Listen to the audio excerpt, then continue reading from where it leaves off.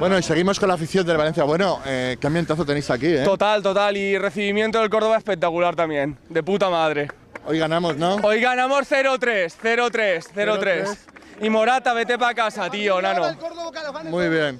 Genial. ¡Vamos, Valencia! Muy bien, genial. Bueno, crack, Peña Valencianista de Facebook. A tope. ¿Cuántos habéis venido de la Peña? 15. ¿15? Sí. Animar, confiamos en una victoria del Valencia. Tenemos que ganar. Y a partir de ahora que el Córdoba que gane. Pero el Valencia tiene que ganar sí o sí. Tenemos que estar en Champions el año que viene. Oye, muy buen rollito con la afición del Córdoba. La verdad es que muy buena gente, una ciudad para visitar y una afición estupenda. Lo que os ponéis todos de acuerdo es en un cántico, ¿eh? Sí, un tal Moro no sé quién, o Morata y un tal Tebas.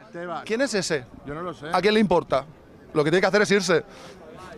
Muy bien, muchísimas gracias. A vosotros. Bueno, ¿tú qué opinas del partido de hoy? Yo… ¿Ganamos?